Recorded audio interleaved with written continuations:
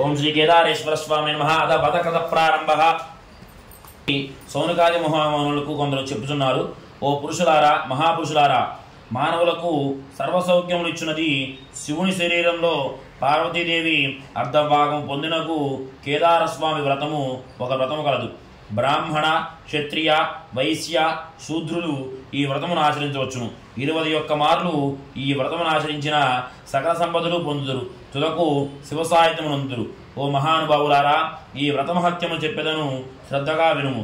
భూలోకమునందు ఈశాన్య భాగంలో శరత్కాల మేఘమును బోలి అనేక రత్నములతో మెరుచున్న శిఖరములతోనూ అనేక లత పుష్ప ఫల వృక్షాదులతోనూ కొండకాలువలతోనూ కూడి ఉన్న ఉద్యానములతో ప్రకాశించుచు అనేక పక్షుల కిలకిలల రావణములతో శోభిలుచు జనుందరి చేత కీర్తింపబడు లోక కళ్యాణమునచ్చు కైలాసము అని ఒక పర్వతము కలదు.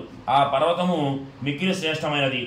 ఆ పర్వత శిఖరమునందున మహనీయులైన యోగ్యుల చేత సిద్ధ గంధర్వ యక్ష కిన్నెర కింపురుషాదుల చేత సకల దేవగణముల చేత సేవింపబడుచు ప్రథమగణులతో కూడి పార్వతీ సమేతుడై పరమేశ్వరుడు కొలువుదీరి దర్శనముందును. అప్పుడు సూర్యుడు, అగ్ని, వాయువు, చంద్రుడు, ఇంద్రాది దేవతలు, వశిష్ఠ మహర్షులు, రంభ మొదలగు అప్సరసలు, బ్రాహ్మి మొదలగు సప్తమార్తులు, గణపతి కుమారస్వామి, నంది, భృంగి మొదలగు ప్రమదగణములు ఆ సాంబశివుని గొలుచుండగా ఆ సభయందు నారదులు మొదలైన వారు శివుని ఆజ్ఞ తీసుకొని గానము చేసిరి. వినులకు విందు చేయుచుండగా వారి గానము కృతించి మేనకాదులు నృత్యము చేసి ఆ సమయంలో మిక్కిలి సౌందర్యవతి అయిన దేవకన్య రంభ నాట్యము చేసి అందరి హృదయములను రంజింపజేశాను. ఆ ఆనంద సమయంలోనే గొప్ప శివభక్తుడైన ముంగీటిరి అని పేరు గల శ్రేష్ఠుడు శివునికి ఆనందం కలుగునట్లు వికట నాట్యము చేశాను. ఆ సభలో ఉన్న సకల దేవతలకు నవ్వులు కురిపించను. ఆ నవ్వులతో పర్వత గృహలు మారుమోగాను. ఆ విధముగా హాస్యము జనింప చేసిన భృంగిటిని చూసి పరమేశ్వరుడు ఈ నాట్యము చూసి ఈ సభలో ఉన్న వారందరూ మిక్కిలి సంతోషించినారని చెప్పి ఆ భక్తుని అనుగ్రహించను. శివానుగ్రహం పొందిన భృంగిటిరి మిక్కిలి ఆనందముతో నుండి సభలో అందరి చేత గౌరవింపబడను. నిర్మలమైన మనసుతో వినయముతో పార్వతీదేవిని విడిచిపెట్టి ఈశ్వరునికి మాత్రమే ప్రదక్షిణ నమస్కారము చేసెను. అప్పుడు పార్వతీదేవి పరమేశ్వరుడితో, ఓ స్వామి, ఈ భృంగిటిరి నన్ను విడిచి మీకు మాత్రమే ప్రదక్షిణ చేయడం కారణమేమి చెప్పమని కోరెను. అప్పుడు సదాశివుడు, ఓ పార్వతి, పరమార్థము కోరిడి యోగ్యులు నీ వలన ప్రయోజనం లేదని తెలిసి నాకు మాత్రమే ప్రదక్షిణ నమస్కారము చేసినని చెప్పాను. శివుని మాట విన్న పార్వతికి పరమేశ్వరికి కోపం వచ్చి భక్తయందు ఉన్న తన శక్తులను ఆకర్షించగా కేవలం శరీరమాత్రుడై ఉండి మిగిలిపోయాను. అప్పుడు ఆ దేవి కూడా శక్తిహీనురాలయ్యను. కోపముతో ఉన్న ఆ దేవి దేవతలందరూ శాంతింపజేసిరి.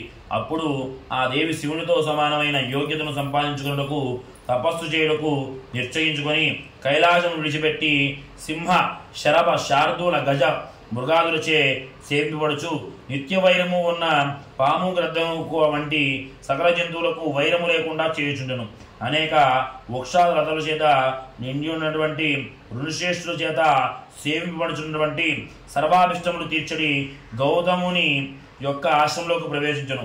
అప్పుడే ఆ గౌతమ మహర్షి హోమాదులకు సంబంధించిన సమితలు, ఫలాలు మొదలగు వస్తువులను తీసుకొని అడవి నుండి ఆశ్రమం దగ్గరకు వచ్చేసరికి తన ఆశ్రమం అంతా వెలుగులతో ప్రకాశించుతూ ఉండెను. దానిని చూసిన ఋషి ఆశ్రమం ఈ విధంగా శోభించున్నదేమిటి అని ఆశ్చర్యమునందను. దీనికి కారణమేమిటి అని ఆలోచించుచు ఆశ్రమంలోకి ప్రవేశించను.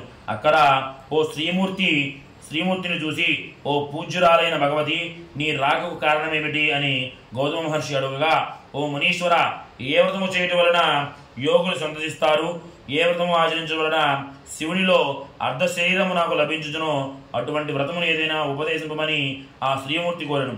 అప్పుడు ఆ మహర్షి ఆలోచించి, తల్లి, సకల కోర్తులు తీర్చున్నది శ్రీమద్ కేదార వ్రతము. వ్రతములలోకెల్లా ఉత్తమమైన ఈ వ్రతమును ఆచరించుము అని ఉపదేశించను. అంతటా ఆ దేవి ఆ వ్రత విధానమును కూడా చెప్పమని వేడెను. అంతటా మహర్షి ఇట్లా చెప్పదగను. అమ్మ, భాద్రపద శుక్ల అష్టమి నాడు నిర్మలైన మనసుతో 21 దారపు పోతులతో 21 ముడులు వేసి శివుని ధ్యానిస్తూ పూజింపజేసి చేతికి ఆ రక్షణను ధరింపవలను. ఆ వ్రతము ఆచరించే రోజున ఉపవాసం నుండి మరుసటి రోజు బ్రాహ్మణులకు భోజనము పెట్టవలను. ఆ రోజు మొదలు అమావాస్య వరకు ఈ వ్రతమును ఆచరించుచు శ్రీ కేదారేశ్వరుని పూజ చేయవలను. గృహములోని ఈశాన్య భాగంలో గాని తూర్పు ఉత్తర భాగంలో కానీ ఒక పవిత్రమైన ప్రదేశంలో అలికి ముగ్గు తీర్చి ఒక వస్త్రము భరించి అందులో ధాన్యము రాశిగా పోసి ఆ రాశి యందు అలంకరించిన ఒక పూర్ణ కుంభమును స్థాపించి 21 సూత్రములు ఆ కలశము చుట్టూ పట్టు వస్త్రముల చేత నవరత్నములు బంగారు నగల చేత అలంకరించి ఆ కలశంపై స్వామిని ఆవాహన చేసి గంధ పుష్పాక్షలతో షోడశోపచార పూజ చేయవలను.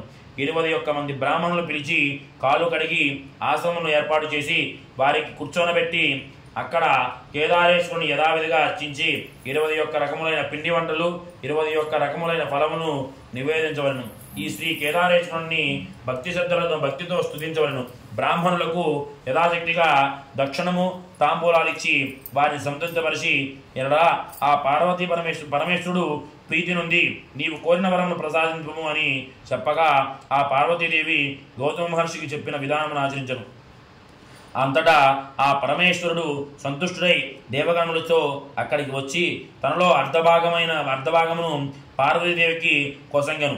ఆ పార్వతీదేవి అందులకు సంతసించి లోకానుగ్రహము కోరి తన పతి అయిన శివునితో ఈ వ్రతము ఆచరించే వారులకు సకల కోరికలు తీరినట్లుగా అనుగ్రహించి అందరూ ఈ వ్రతమును ఆచరించదని చెప్పగా తదాస్తు అని శివుడు దేవతలతో చెప్పి అదృశ్యమయ్యను. మరికొంతకాలముకు మహాభక్తుడైన చిత్రాంగదుడు గంధర్వుడు నందికేశ్వరుని వల్ల ఈ వ్రతమును తెలుసుకొని ఆచరించి భూలోకములోని జనులకు ఈ వ్రతమును ఉపదేశించి ఆచరింపజేయవలని కోరగా ఉజ్జయిని నగరమునకు చేరి వజ్రదంతునకు రాజుకు ఈ వ్రత విధానం ఉపదేశించను. ఆ రాజు ఈ వ్రతమును కల్పోక్తి ప్రకారంగా ఆచరించి సార్వభౌముడయ్యను. అటు తర్వాత కొంతకాలముకు ఆ నగరంలో ఉన్న వైశ్యునకు పుణ్యవతి భాగ్యవతి అను 2 కుమార్తెలు కలిగిరి. వారిద్దరూ తండ్రి దగ్గరకు వెళ్ళి, తండ్రి మేము మాకు కేదారేశ్వర స్వామి వ్రత విధానం చెప్పమని అడిగిరి. అప్పుడు ఆ వైశ్యుడు, అమ్మా, నేను మిక్కిలి దరిద్రులను, పూజా సామాగ్రి కూడా సమకూర్చలేని వాడిని, మీరు ఆలోచన మానుకోండి అని అనగా, ఓ తండ్రి, నీవు అనుమతిస్తే చాలు, అదే మాకు గొప్ప సంపద. ఆ వ్రతమును చేయమని అడిగి తెలుసుకొనిదిరి. వారు ఒక మర్రి చెట్టు కింద కూర్చొని 21 పూతలతో కూడిన సూత్రవతారను ఏర్పాటు చేసుకొని యథావిధిగా పూజింపదలిసిరి. వారికి ఆ పరమేశ్వరుడు ఆ వ్రతముకు కావలసిన పూజా సామాగ్రిని ప్రసాదించను. అంతటా వారు ఆ వ్రతమును భక్తి శ్రద్ధలతో ఆచరించగా ఆ పరమశివుడు ప్రీతి నుండి ఆ కన్యలకు ఆయురారోగ్యైశ్వర్యమును సౌందర్యమును ప్రసాదించి అంతర్ధానమయ్యను. ఆ తరువాత ఆ వ్రతమహత్యం వలన ఉజ్జయిని నగరాన్ని పరిపాలించున్నటువంటి మహారాజును పుణ్యవతి అను కన్యను భాగ్యవతి అను కన్యను చోళభూపాలుడు వివాహమాడారు. ఆ వైశ్యుడు సామ్రాజ్య సంపదలను పుత్రులను పొంది సుఖంగా ఉండేది. కొంతకాలానికి రెండవదైన భాగ్యవతి ఐశ్వర్య మదముతో ఆ వ్రతమును ఆచరించుట మానుకొనెను. అందువలన భాగ్యహీనురాలైన పుత్రుని చేత భర్త చేత అసహ్యించబడుతున్నాను. ఇల్లు విడిచి అడవుల్లో తిరుగుతూ ఓ భోయవాని ఇంటికి చేరగా అక్కడ తన పుత్రుని చూసి, నాయన, నా అక్క పుణ్యవతి ఉజ్జయిని నగర రాజుని వివాహం చేసుకొను. నీవు అక్కడికి వెళ్ళి మన విషయాన్ని తెలిపి మనం బతకడానికి కొంత ధనమును అడిగి తీసుకురమ్మని పంపగా అతడు ఉజ్జయిని నగరము పోయి పెద్ద తల్లికి వారి కష్టమును చెప్పగా ఆ పుణ్యవతి తనము తగిన ధనమును ఇచ్చి పంపెను.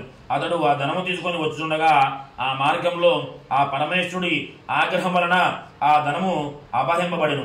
మరలా పెద్దతల్లి దగ్గరికి వెళ్ళి జరిగిన విషయాన్ని చెప్పగా మరికొంత ధనమును ఇచ్చి పంపినది.